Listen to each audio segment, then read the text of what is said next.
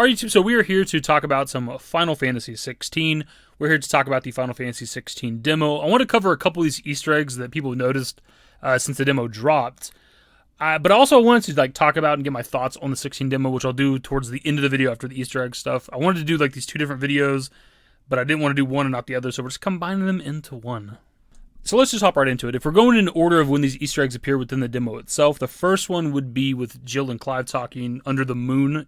This is actually from a trailer, so we've known about this one for a while. People have been talking about this one for a while, but we might as well mention it. I did see someone on Reddit say that the scene is very reminiscent of the Cecil and Rosa scene from the beginning of Final Fantasy IV, but I couldn't find that scene. I have very little knowledge of the earlier Final Fantasy games, but even if it's not a reference to Cecil and Rosa, it's 100% got to be a reference to Final Fantasy VIII with the Quistis and Squall scene. Especially when you put the scenes side by side, the way that Clive's leaning up against the rail is very similar to Squall in that moment. The scenes are lit very similarly with a blue color, big light in the distance, right? Blom Garden versus the moon.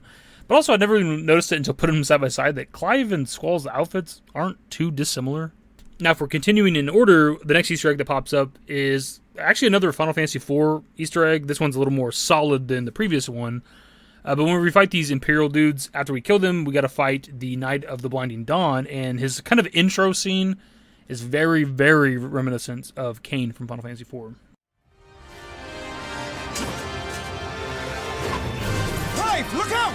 Specifically, of course, it's that stance. I've seen this artwork a shit ton of times. I've seen Kain in the stance a bunch. Even though I don't know much about Final Fantasy IV, I've played the mobile Final Fantasy games. I've played Dissidia, NT, and shit. I know the characters of Cecil and Kain. I've seen them a lot. I just don't know Final Fantasy IV specifically, but I recognize the stance right away. Now, according to what people have said online, Yoshida's a big fan of Final Fantasy IV, so that could explain why we're seeing potentially multiple Final Fantasy IV Easter eggs just in the demo itself, and there's potentially more that I just haven't seen or haven't read about.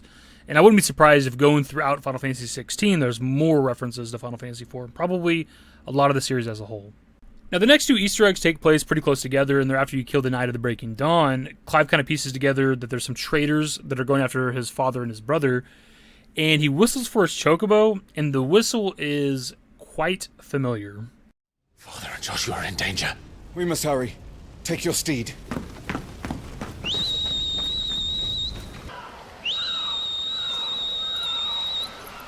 It's literally Yuna's whistle from the ending of Final Fantasy X. And when I was playing the demo for the first time, I definitely took notice of the whistle. I would never have guessed what it was from. I never would have been holy shit, that's Yuna's whistle from 10. But I definitely paused for a second and was something about that seems out of place. Maybe subconsciously or something. I knew what it was, but I just couldn't pinpoint it exactly. But it definitely felt weird to me. And now we know. Shout out to the people on social media who caught this. I've seen streamers who, as soon as the whistle happens from Clive, they're that's Final Fantasy X. I never would have pieced that together. That's so awesome. This next one's a bit obscure, honestly, but I figured I'd mention it as well. But right after Clive does the whistle, he gets a headache that is somewhat reminiscent of Final Fantasy VII Remake, and apparently the sound effect is similar. But the thing is, I couldn't pinpoint the sound effect itself from the headaches and visions that Cloud gets in Remake.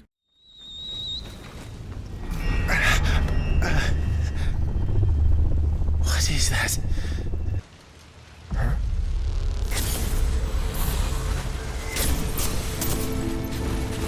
Now, to me, these sound effects don't really sound all that similar. Maybe there's other sounds during different, visions or headaches that Clive I almost said Clive that time. Fuck, dude. Maybe there's other sound effects that play during Cloud's other, visions or headaches that he gets. But also with Cloud's visions, they usually have, a real digital glitchy sound effect, right? And Clive's didn't. But the scene overall itself is pretty similar to the things that happen to Cloud in Remake, where he gets these headaches, there's a sound effect that plays, he sees shit, and then the things go away. What is that?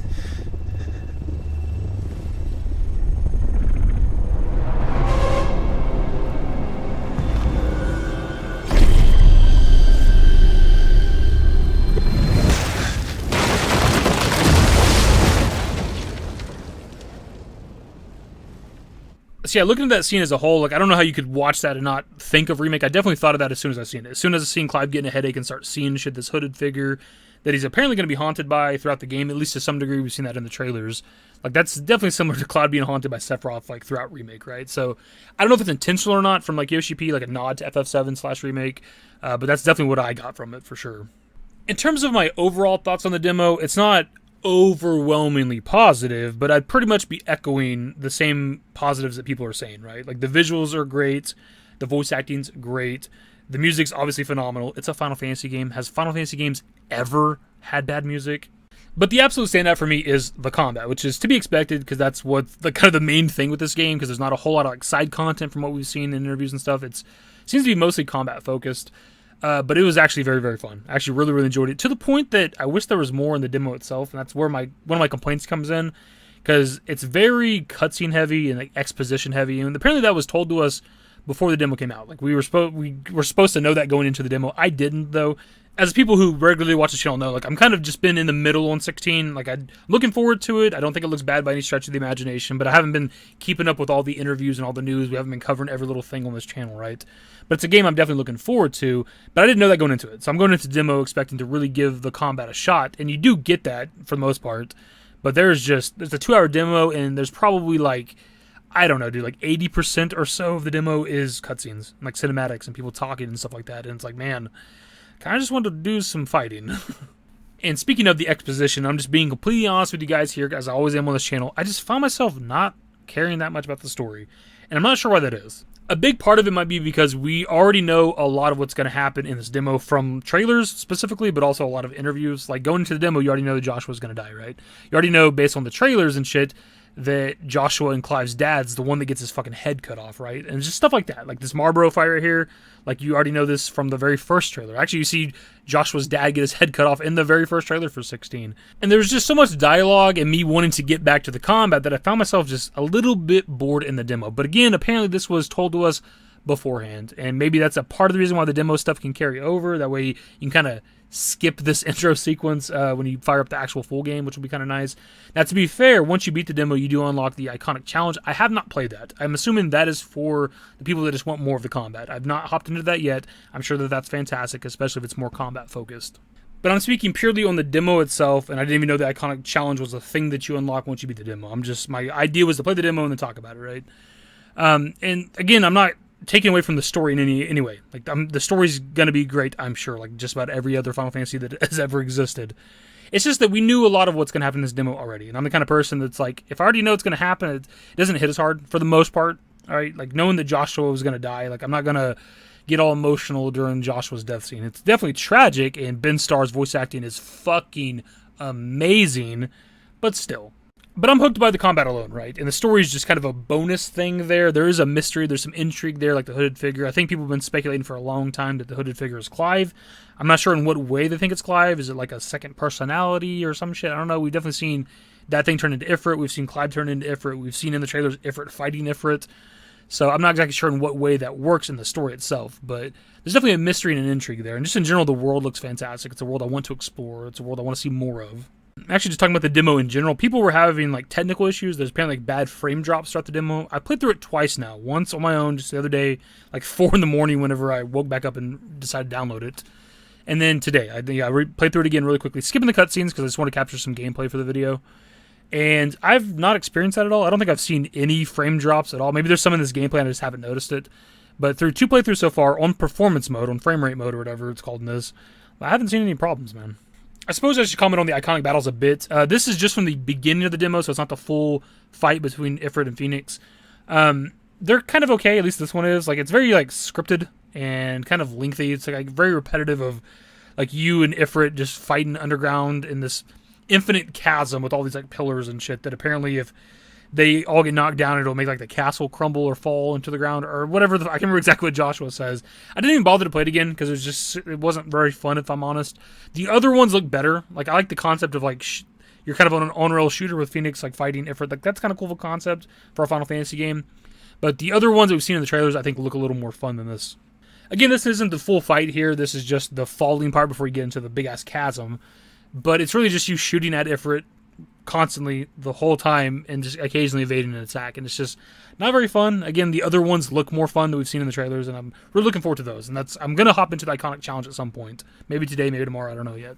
And actually, before we wrap the video up, I do got to mention this as well. There's a lot of motion blur in this game, and for whatever reason in the demo, there's not a setting in the menus to turn the motion blur off or the world blur, whatever they'd want to call it. And I hope that's not the case with the full game, because that is absolutely like it's not necessarily game breaking, but that's a setting I turn off in literally 100% of the games that I play. Overall, again, I think it's a great demo. It's fun to play, the combat that is. And some people are sucked in by the story. Some people are sucked in by the narrative. I've seen people, posting online about, being emotional after the ending. And I could understand why that would happen, right? Even if you know everything that's going to happen in the demo, I could see why the ending could make you emotional. It just didn't do that for me. Anyways, my dudes, that's pretty much the video. So, of course, pass off to you guys. What are your thoughts overall on the demo? What are your thoughts on the story, the gameplay, all that other shit? And the Easter eggs that we talked about in this video. I know there's more kind of Easter eggs / references. There's an Reddit post where they've kind of compiling together some of the Easter eggs, and there's a lot more little subtle things people are talking about. But these are just kind of the ones I want to cover, the more kind of obvious ones. Anyways, that is the video, my dudes. Subscribe to the channel if you guys are new. Social networks in the description below. Follow me on Twitter, @DavidYT. That's it. Bye. Showdown!